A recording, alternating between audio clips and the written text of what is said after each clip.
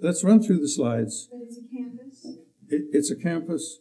It's a campus built to be a college campus and a high school campus combined, and that led to certain contradictions and difficulties along the way. But nevertheless, that's what it is, and it occupies 9 hectares of agricultural land as it was, and it's now a beautiful campus. But thank you for reminding me. And yeah, so let's just do that, and then by all means, let's have a bit of a discussion. Or if you don't want to have a discussion, we'll do something else. And there are some topics that I very much want to deal with and dig into. But as I say, we have 1 hour now, so that's fine. And it just depends on what you, ladies and gentlemen, wish to do with the time. Various suggestions have been made to me about that. But let's just, first of all, look at the pictures. We're going to turn off all the lights and just look at that screen. Now, the one thing I don't know is, can you see adequately from the back? You can. Okay. Can you turn off the light? That's it. Thank you. Okay. Good. The one before that. Okay. I just want to make a comment here. I'm not going to introduce some long ramble into. I want you to see all the pictures, but we never make drawings. We never make working drawings, except situations where the building officials insist on something, and then we draw those up when we've reached that point. But that is not our way of working. We do not design the buildings by drawing. What we do is, number one, is walk out, in this case, 9 hectares, and walk out planting flags and building what you would call the plan, I suppose, in normal architectural parlance.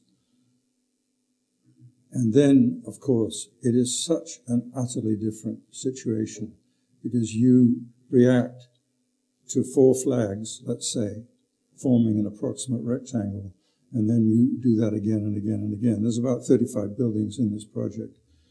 And, but of course, they come out with something unheard of in the annals of 20th century and 10 years of 21st century.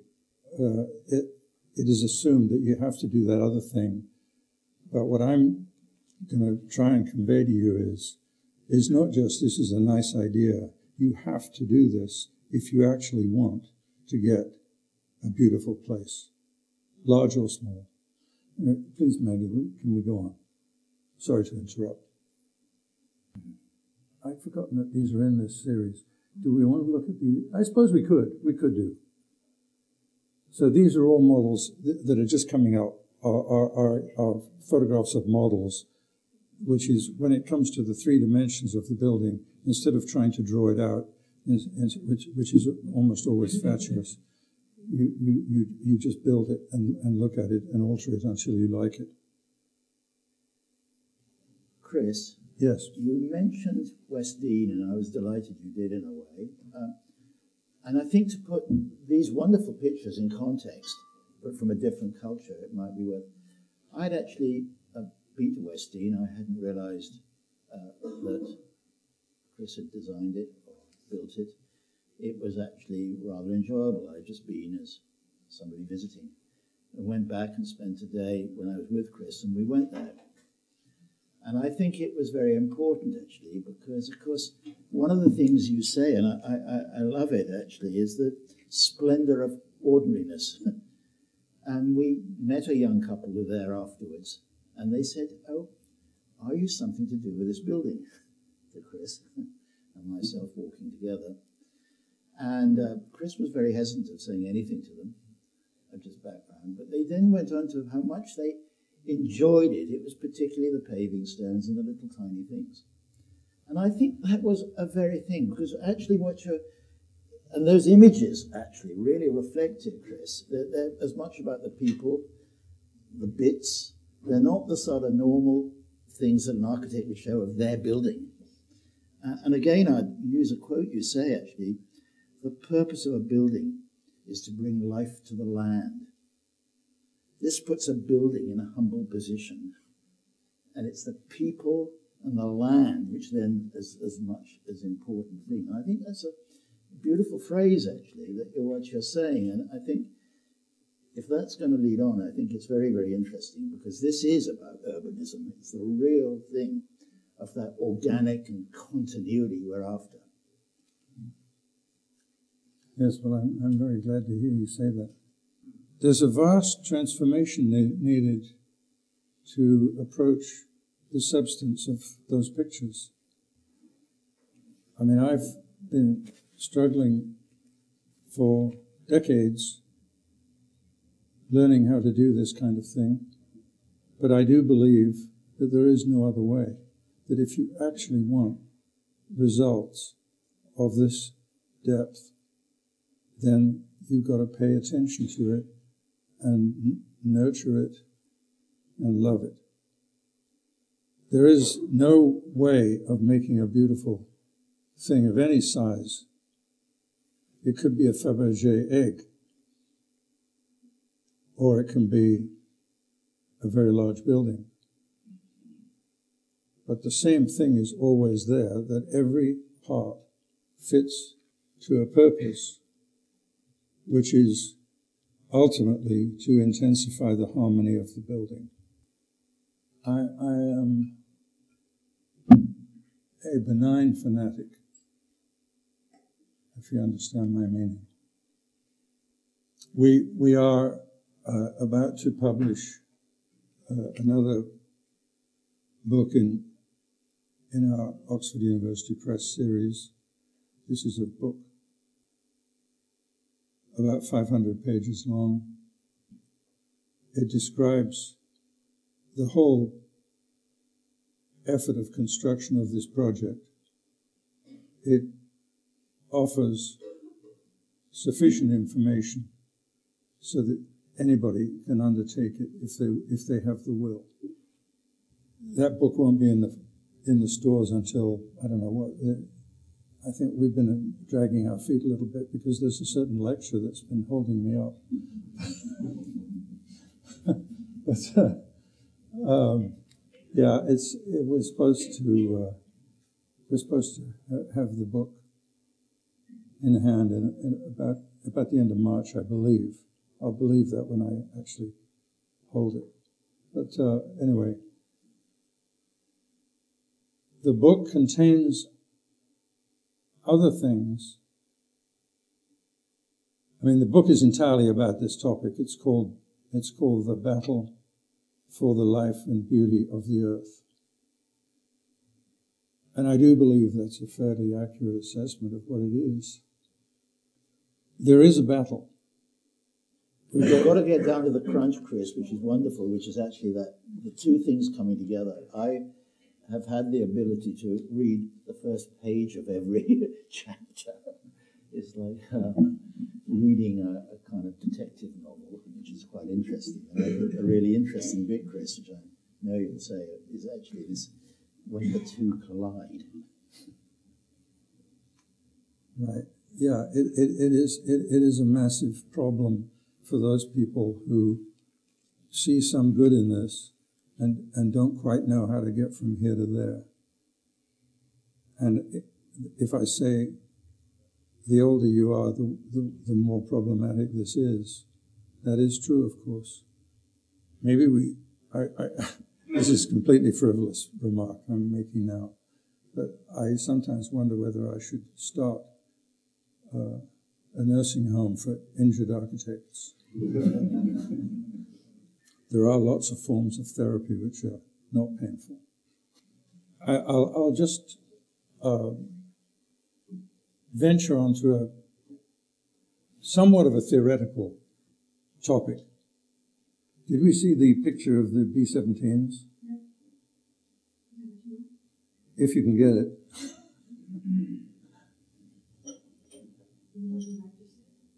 What's that? The other picture you mean? The erector set? Yeah, that would be useful too. But start with the B-17s.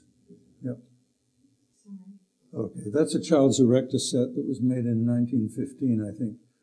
And this is one of the hangars in Seattle where the B-17s were being erected on a massive wartime basis. I don't even remember how many they built over a short space of time. Now, these two pictures are highly significant. The erector set is charming, but at the time it was being made, I'm quite certain nobody saw threats in it, and that it was just a very wonderful plaything for a boy or girl. Of course, the B-17, when you put the two things together, you put the erector set together with the possibility of building things like B-17s. This takes your breath away when you actually think it through. This is not because they're killing machines. I mean, this is not a moral digression on the nature of war and so on. It is just simply that the B-17s brought in the era of global mass production, industrial mass production of components, which were getting progressively larger and larger. And that is, of course, still going on. So people who choose to do it will attempt to build houses, complete whole houses that can be dropped in place by helicopter off an assembly line.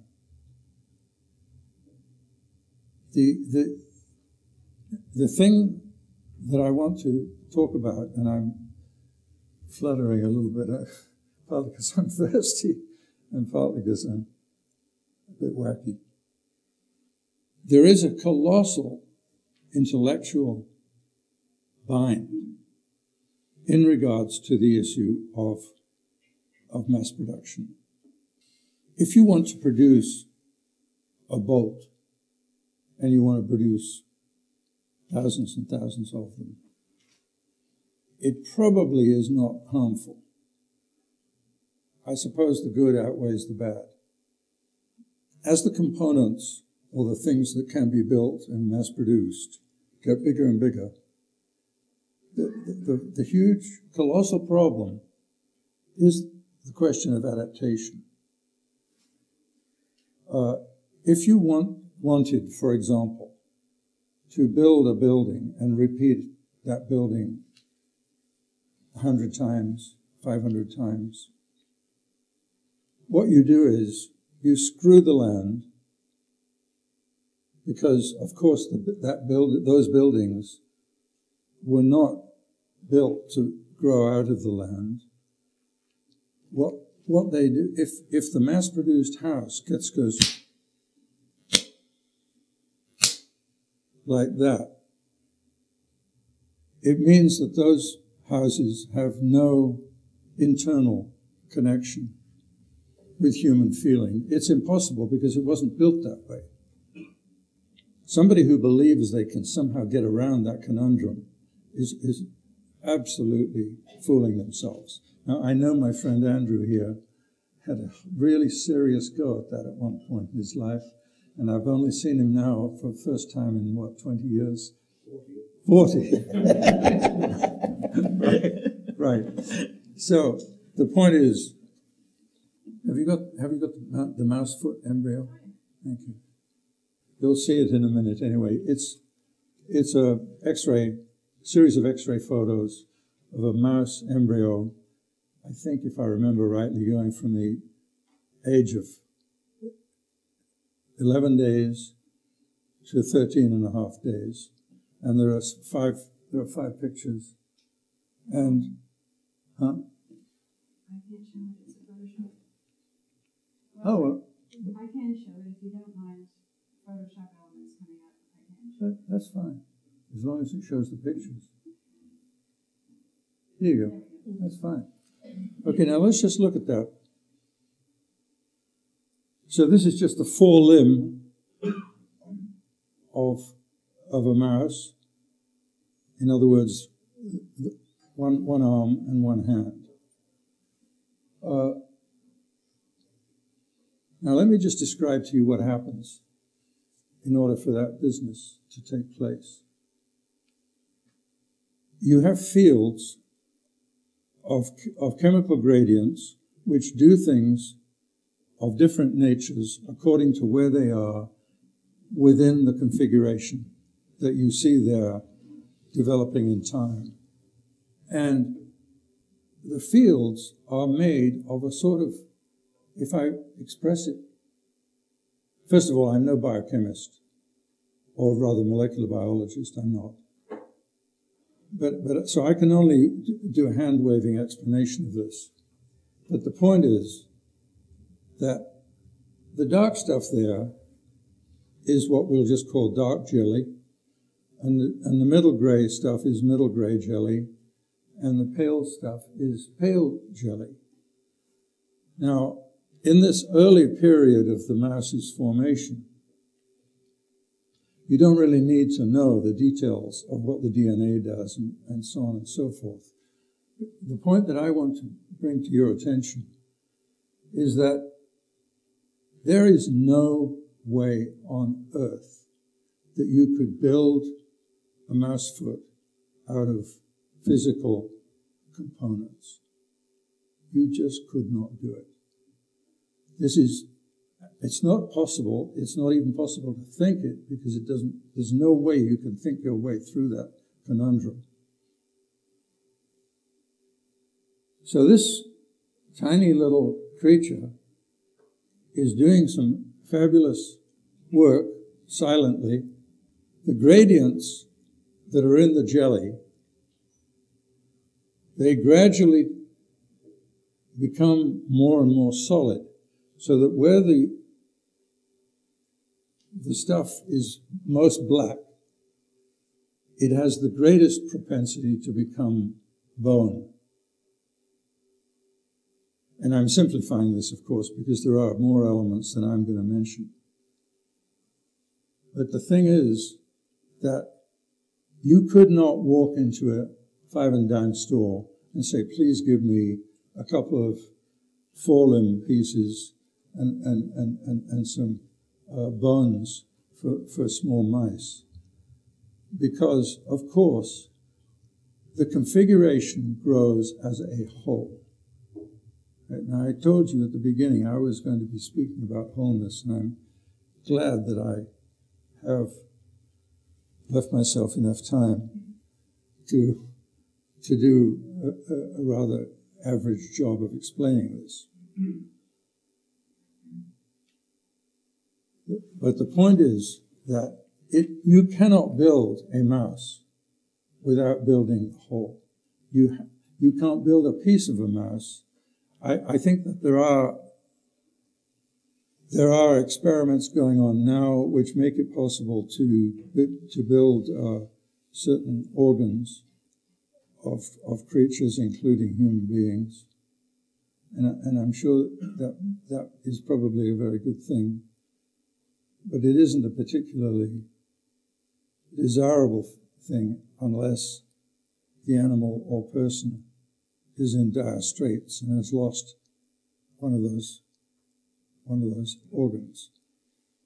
Just going to go back to I can't remember which picture, it doesn't matter for the moment, but anyway, somewhere near the Great Hall, there's a pedestrian bridge, a kind of arched pedestrian bridge, and a terrace right near it, and the lake is there.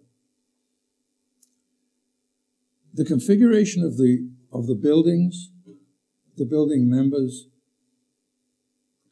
the materials on the ground, etc., the bridge timbers, and so on. They all arise out of a configuration which has been built in somebody's mind. It's not a person, it'll be a group of people always.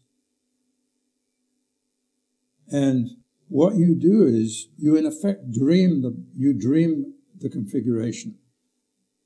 That is,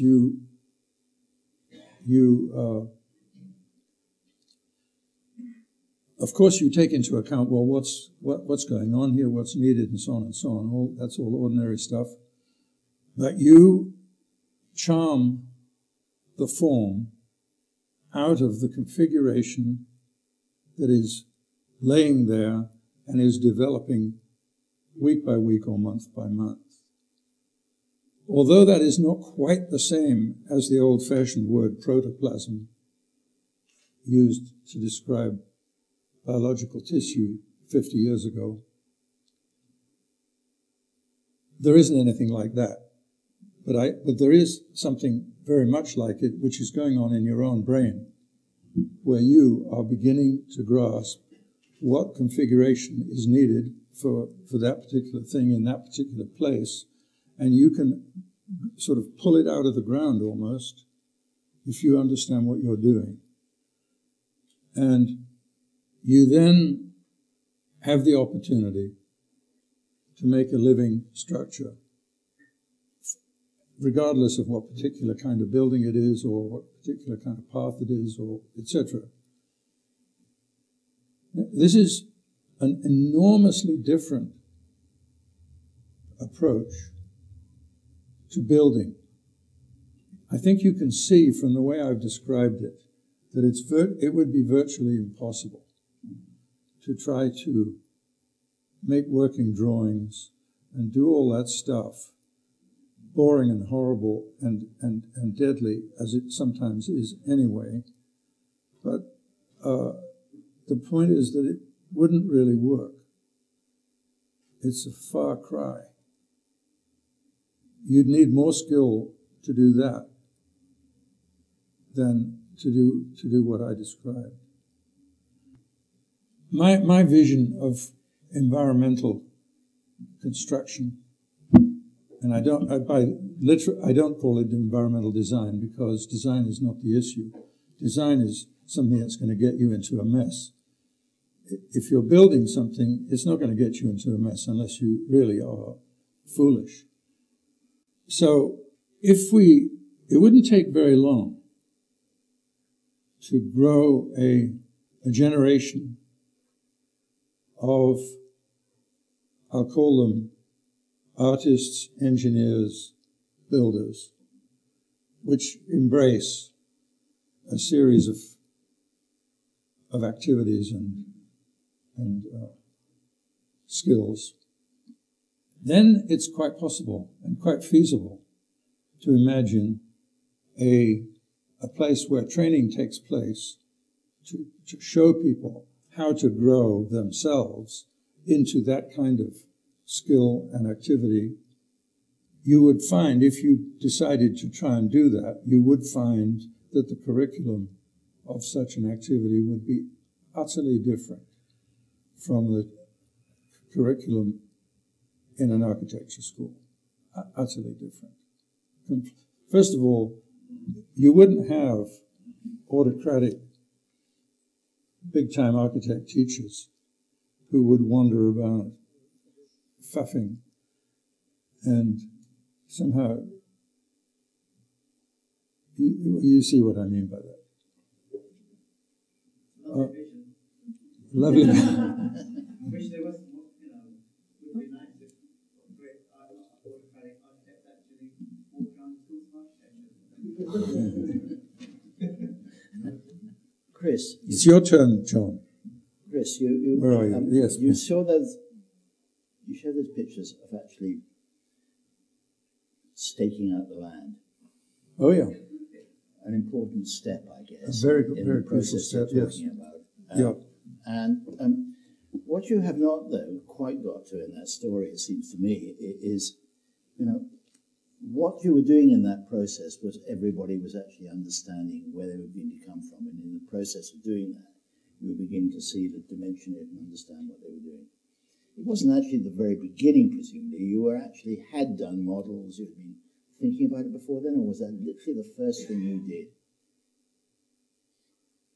The first thing we did was to walk out the 9 hectares. Right, excellent. So you felt the place between you, all of you together. Many of us together. Many of you, yeah. And you've got a builder in there.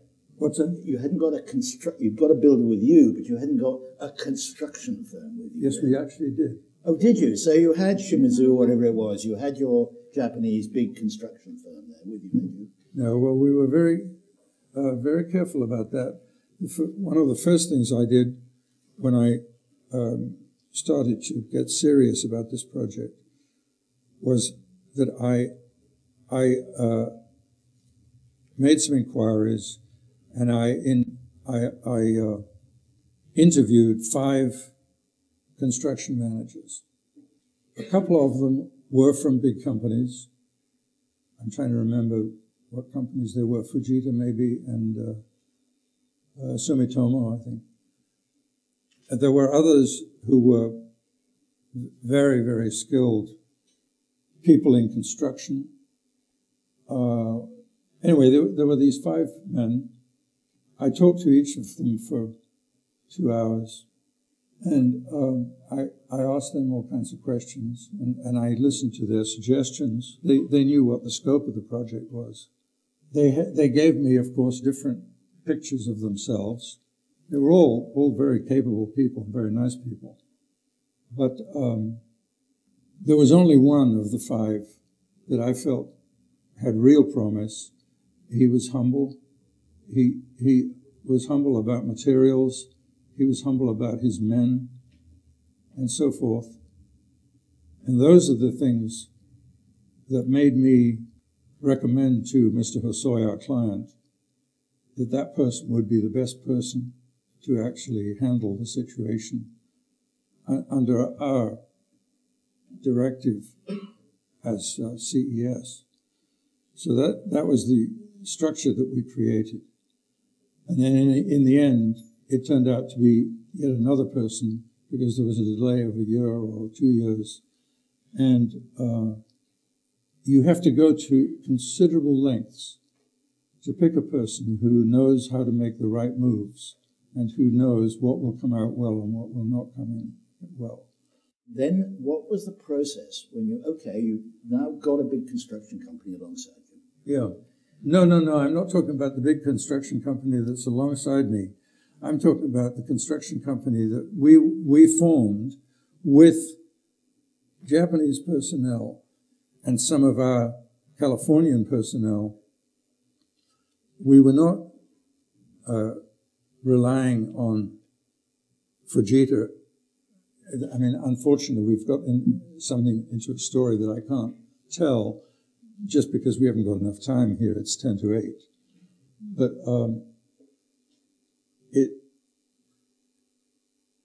there are vast issues involved in this kind of thing, and bringing people, even a person who's a skilled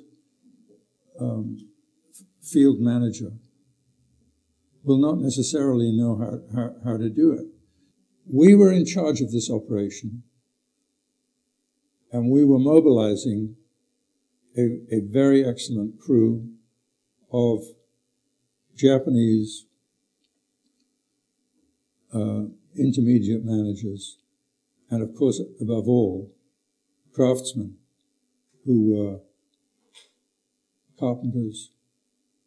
We had one man was a 73-year-old temple carpenter. We had some plasterers. Did you notice that there were some black columns, incredibly shiny? Well, that's a material called shikui. It's a Japanese type of plaster, and you can bring it up to a mirror finish. So we had all kinds of people and skills. We had a Mr. Nishida he was there at the time when we started the excavation of the site. And this, of course, is a very, very critical issue. As you probably know, most major architects and construction firms, their favorite method is to raise the ground, R-A-Z-E. And so they want to flatten the ground with blades. They want to essentially kill the ground. That's what it really means. They feel that it's very efficient. Not true. All it does is uglify the land. So there's nothing efficient about it unless you're deliberately trying to uglify the land. So, I mean, everybody's got something like that, and actually the people who can conduct this sort of work must be those people who can see the whole. That is, wholeness is not just a feature, it is everything having to do with this art. And whether or not you're doing a large bit of it at a certain time or a small bit of it, always the whole is the thing that matters most. And the men I interviewed, although very skilled and very nice, out of that group of 5, there was only one who understood that. Because you had a question